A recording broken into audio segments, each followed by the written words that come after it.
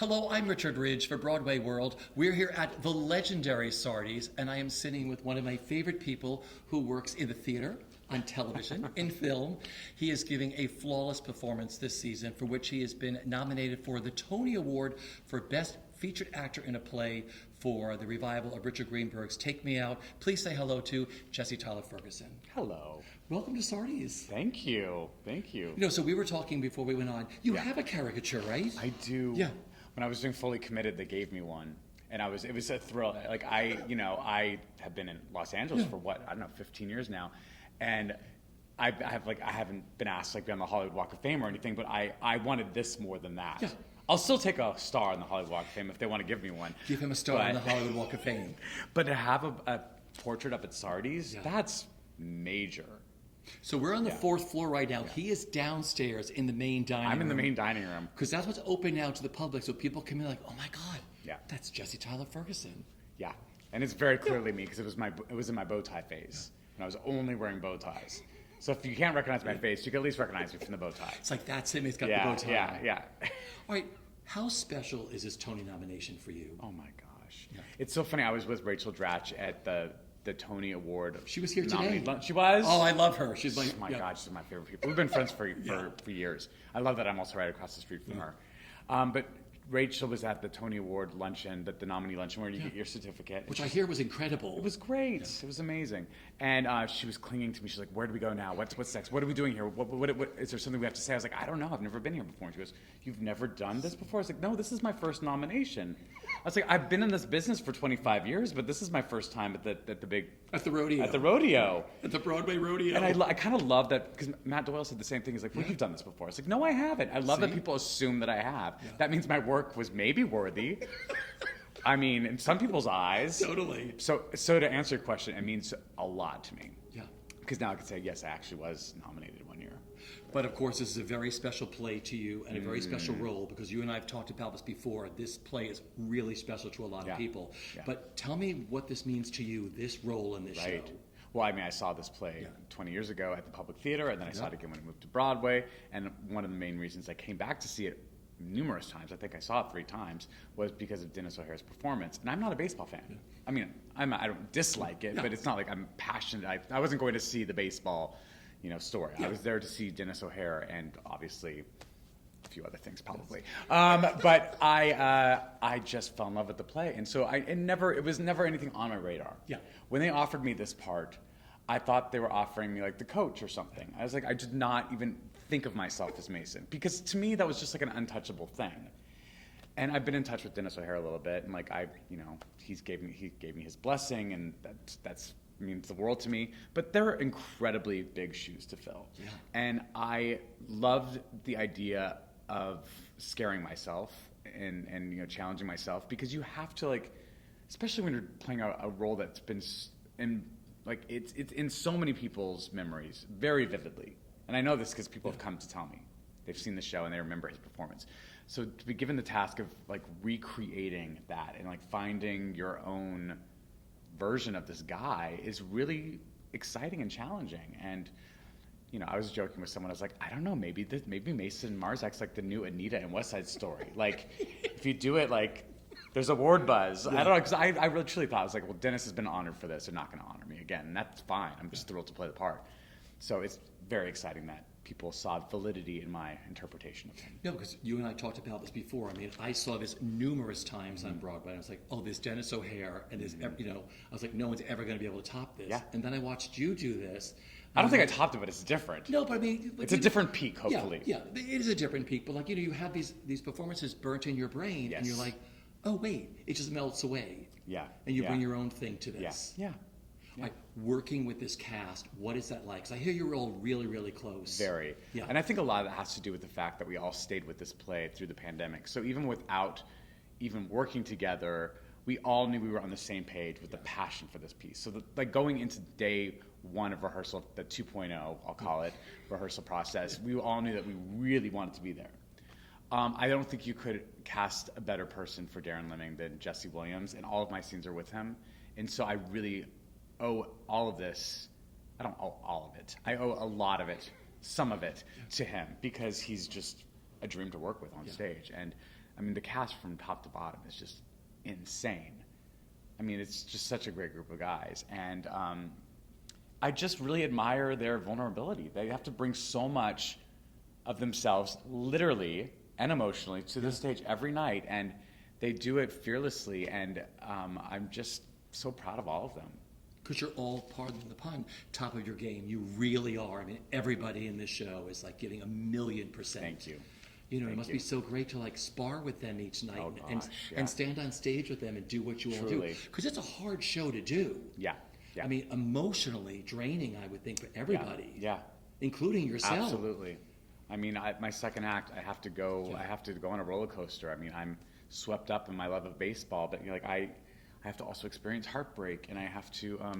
It's exhausting, and I think it costs us all a little bit to do this play, but we all graciously and willingly give it over because we love it so much. And that's what all actors do on Broadway. You have to give up a little bit of yourself every night, and it's a weird thing that we do, but that's why we're here.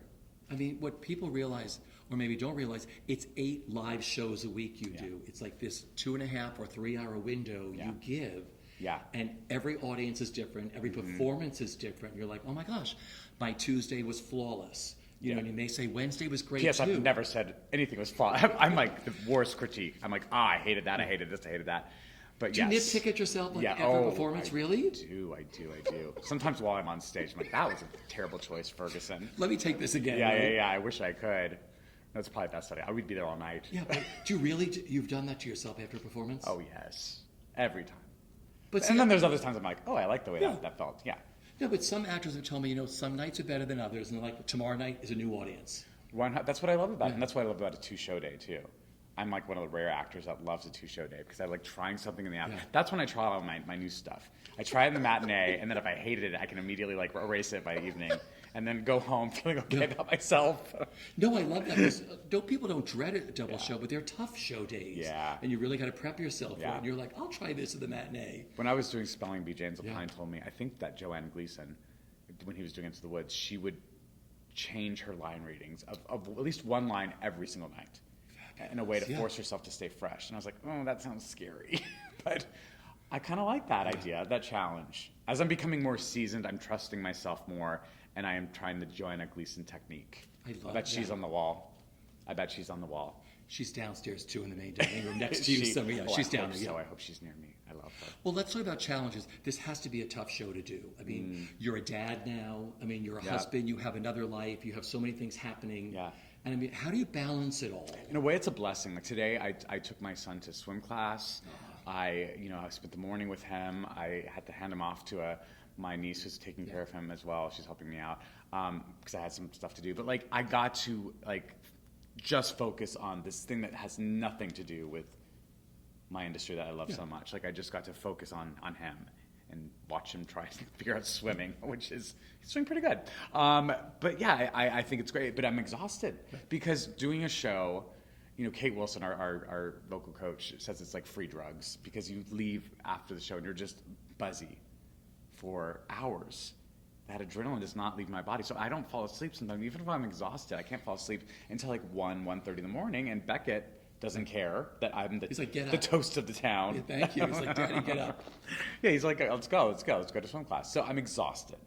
I'll be very excited to kind of get into more of a routine where I don't have to stay up quite so late every night. Yeah. Yeah. He's like, Daddy, I know you have 2 shows to do today, but I don't care. Get up. He does not care about a matinee day. He does not care about a matinee day. Do you think he'll have like showbiz aspirations? Oh, I mean, you're a gosh. showbiz house, so I'm like, what's it like? For It's him? true. Justin and I are like, Yeah. we're playing all the show tunes. Yeah. He loves Tick, Tick, Boom right now. We're playing the movie soundtrack of Tick, Tick, Boom, and he loves it. So you 2 act out the roles or sing in the house, and he joins you? He just moves around. Yeah. But he loves music. I see how he could enjoy performing, but who knows? I mean, he also loves trucks and balls and, all that stuff too. So he's well-rounded as a 2-year-old, that's for sure. I love that. Yeah. Yeah. Okay, you are one of the shows that reopened Broadway. I mean, this will be the season that's always going to be known as the season that turned all the marquees back on again and got audiences back. Yeah. And you were supposed to open before this, and you all came back, which I think is fascinating as a company. Yeah. So what has that meant to you, like being part of this season of bringing an audience back? So much. And turning the lights back on. That's huge. I mean, I feel, as so many people do, that Broadway is the heartbeat of New York. And when we didn't have this, it just felt like the city was not living. And we actually produced a documentary about this that you're in. But I made it. I'm not on the cutting room floor. No, you're in it. Which we can't wait. I know. I'm very excited. Tell them the name. It's called Broadway Rising, and it's premiering at the Tribeca Film Festival the day after the Tony Awards. And everyone's going to be there. Yeah. I think a lot of people are going to be there. But it's I felt the need to make this to document this moment in time because it is this industry, and so many people lost their jobs. 96,000 people lost their jobs because we're talking about the people who do dry clean the costumes up in the Bronx to like the people who work in the restaurants in the neighborhood. Like so many people depend on this industry. And when it started to come back, I was here. I was at that opening of Passover. Like I wanted to be there. I wanted to be a part of that moment where audiences are finally let back in, and it was so thrilling. And then to know that my show was going to be a part of that season was just incredibly profound and moving. Okay, so let's talk about that first performance on stage, not the invited dress. Okay. That first preview performance. Yes. Next door at the Hayes for Take Me Out. What do you remember? I remember just being very overwhelmed by the response the moment the lights dimmed and the response when we bowed. Everything in between is kind of a blur, I'm going to be honest. I also remember not being able to fall asleep that night until like 5 a.m. because I was just like, I had such adrenaline. It was so great being back on stage. And then your son woke you up 20 minutes and later. Then, yeah, exactly. He's like, let's go. Let's go. But it was the response of the beginning and the end of the play that really moved me to tears. I mean, we were all just very emotional about it. Also, it's always emotional when you're putting a show up. But this year, it seemed to have an extra weight to it. Yeah. You have the audience. They love you. I've seen the show a few times next door, and I just love that connection you have with them. And they're like, oh my God, Mason is like their eyes into this story, and they're like, bring him out again. Yeah. You know what I mean? It's like, how does that feel as a performer? Lovely. I mean, to know that the audience wants you and appreciates you is, I've been in plays where that's not the case. It's like, really? oh God, this guy again. Here he comes. Oh God. But so to be, my last scene starts with the line, "Is it okay that I'm here?" And that's because I'm walking onto the field and no one stopped me. And I'm like, is it all right that I'm here? But a lot has happened right before that moment. A lot of heavy stuff that's very important to the play has happened. So the audience has been going through that with the cast. And that moment of me saying, is it all right that I'm here? Knowing that I am been the comic relief for a lot of the show. I get to do other stuff too, but it's a lot of comedy. But the audience has been applauding recently when I come back in because it's like, yes, it's okay that you're here. And that makes me so happy, and it gives me a little extra gas going into that last scene, which is one of my favorite parts of the entire play. I just love that last scene because I get to play with Jesse in a way that I haven't played with him before. He's having fun with me on stage, and I'm doing small things to tickle him and like make him laugh, and it's really fun seeing him. I could tell he's relieved that journey's over, and he's like coming to the end of the play too, because that play is hard for him. It's really hard for him. It plays like a musical, though. It feels like. Does it? I love the way Scott Ellis, brilliant, has directed this, because I'm sure you have a lot of like that buzz at the end, as opposed to being totally exhausted. You have this extra energy, and it should be the other way around. Yes. And yet it's not. Yeah. Well, let's call it an 11 o'clock number, shall we? No, I mean, Scott Ellis is. Talk about. Brilliant. And he did such a beautiful and nuanced work with this. And, I think what's brilliant about Scott is you don't see his direction. He's not a flashy director. He's always been that way. I love that. And he really lets the piece be the star. And, I also love directors that are flashy, but I just really, this is the right way to direct this play. That language is so beautiful, and for him to sort of step back and take an egoless approach to it was just really great. And he's been nothing but our biggest supporter since day one. How early did you like to get to the theater? Well, at the beginning, I would get there for warm up, which would start an hour before curtain, And now I'm like, and I think I looked at Brandon Durden and Ken Marks for like the other two, like, you know, these guys in the cast. Oh, we've been here, done that. We're like, we'll be arriving in half hour. And then Brandon sometimes like, I might even arrive quarter till. No, because I've spoken to a lot of stars. Stockard Channing likes to get in there right at like 7:30, 7:35. Yeah. Just put the wig on and go on stage. I know, if you leave, Patrick Adams gets there like sometimes 2 hours before the show. And See, that would be me. that would be you. That would be The me. other day he was like, I got to get out of this theater. I feel like I need to see daylight more. And yeah, I was like, yeah, it would drive me crazy to be there so much. I need to have separation. No, but it's just so interesting how people have to like find their way in. Yeah. Like Yeah. Sheeta loves to get there early okay. and prep herself. But like I said, John Rubinstein, when he was doing Pippin, you know, shows at 7:30. Yeah. He'd walk in at like 7:01. Yeah. And just put the tights on and put that Pippin top on and, you know, And just frizz out go. the hair and do his thing. I know, Mary Testa would always say, and I think it's a quote from Ethel Merman, but you go, warm up? That's what the first number's for. That's the verb. That's what she used Yeah, to do all the time. yeah. So what is the Take Me Out warm-up? Do they like... We do a lot of vocal exercises, and you know, there's a fight call. That's a very physical act too for a lot of them. And Do you participate in that during the warm-up early? I do sometimes. You're like, Sometimes. yeah. Well, like I said, Kate Wilson, who's our vocal coach, is one of my favorite people in the world. So if she's leading a vocal warm-up, I try and get to the theater, just because it's also a nice thing to come together with the cast and to just be together doing something that's not the play. So. So this will be part of your warm-up now, like you're going to something else. It's the Kate Wilson warm-up. Yeah, exactly. Right? No, I have it on my computer for when she worked with me on Fully Committed, and sometimes I'll do it on my own. Yeah. Yeah. All right, what I wanted to ask you is, you're coming into the tail end of this run. You have brought so much joy to this entire company. I mean, this is such an incredible play, such an incredible production. I mean, people are coming to the theater for the very first time. Mm-hmm. You know, you and I have had this conversation, and Jesse and Patrick, you know, they all know you from other mediums. And like, oh my God, I'm going to see these TV people. Yeah. Like, we were outside of the theater last night, and there were always people like, oh my God, these people are in this show. We're visiting. Let's go get a ticket. Oh, that's great. You That's know, great. it's like, you know, we Yeah. all had that Yeah. when we went that first time and saw a curtain go up. Yeah. And saw a live show. What that means to of introducing a whole new audience to the theater. I mean, I love it. Yeah. I love that people are coming, and a lot of people are coming and saying, oh, I've never seen a play before. Yeah. I'm going to see another one before I leave. See? And I just love that they're, you know, this new thing has been opened up to them, and I hope they don't expect every show to have nudity. that's what I got. I was like, you know, we're kind of the only one that has nudity right now, so that's what you're expecting. And it's like, it's not me. It's Yeah, not it's you. not me. Yeah. You know, you're coming into the tail end of the run. It's been such an incredible run. How are you going to be able to say goodbye, and what will you miss the I can't most? even think about it. Yeah. I mean, the fact that our show closes the day before the Tonys, I'm sort of sad about it, just because I would love to end with us as a group again, instead of with like a big crazy party and like the Plaza Hotel and all that stuff. I'm very grateful that's all happening, but like I would love to sort of end quietly with them. So we're trying to figure out how we're gonna do that, because, you know, people are dispersing and going back to their lives, and you know, Jesse and Patrick are going back to LA immediately, and so yeah, I think we're gonna try and do something quiet together, and I can't even fathom. You know, we've been working on this for almost 2 years now with that hiatus we took. So it's a crazy thing to think about it finally coming to an end when we waited so long to do it.